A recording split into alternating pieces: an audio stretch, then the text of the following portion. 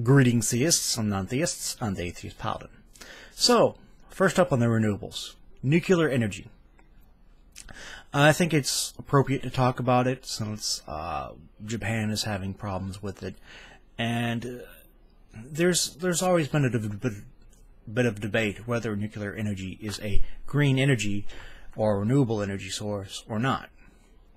The thing is that, well, for one, it produces no emissions, so that has it on its side. Two, because of new technology now, we can actually recycle the material. We don't have to worry about toxic waste necessarily.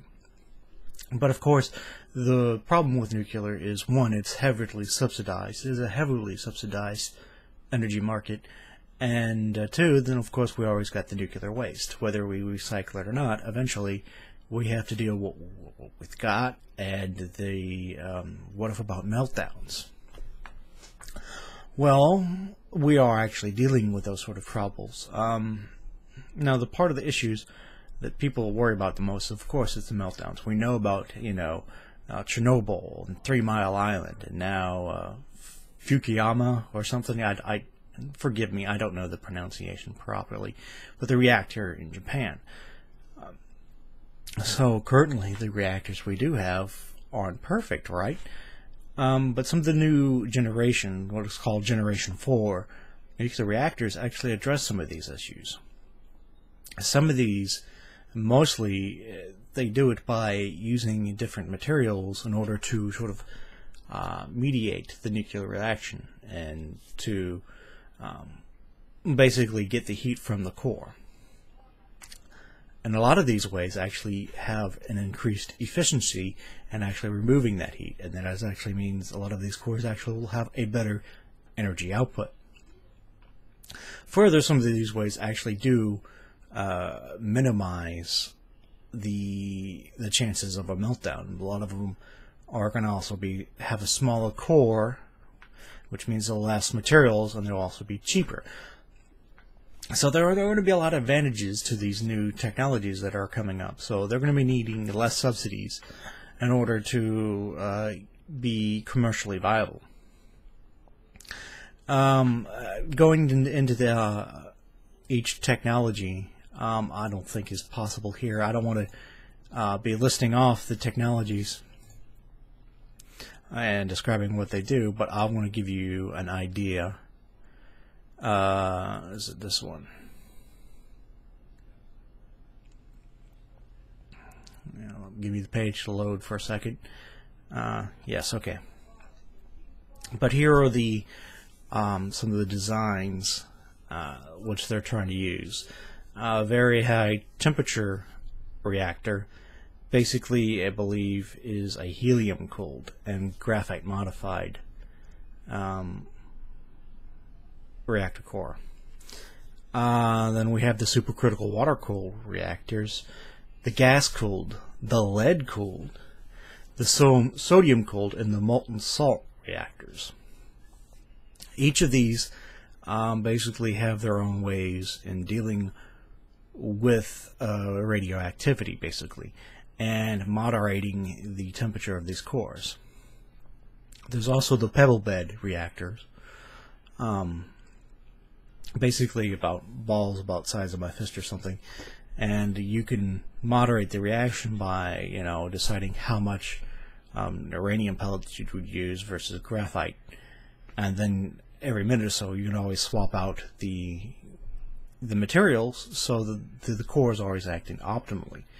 So there are a lot of benefits here when it comes to these reactors. All of them are pretty much around the corner. A few of them have already had experimentations.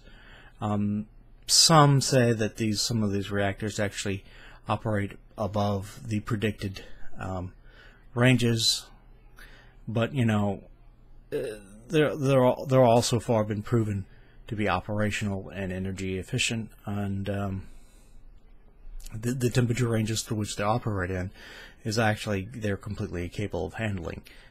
Still slightly above predictions, but they still demonstrate they can handle it. Now, besides what we can do with a uranium or plutonium core, there's also another material to which we can actually use in these nuclear reactors that also show their superiority, and that's a thorium reactor. Now, a thorium reactor has even more advantages. If you denaturalize thorium in a thorium reactor, you're not going to get weapons-grade material. You're just not. So, if a nation like North Korea or Iran, and we gave them denaturalized thorium and say, okay, you want a nuclear power plant, this is how you're going to run it. And we won't ever have to worry about them actually secretly making weapons, nuclear weapons, because it simply wouldn't be possible. You couldn't get from A to B with that sort of reactor. Another thing is that a thorium reactor also, it doesn't have meltdown problems. It couldn't get up to certain temperatures without a certain amount of priming.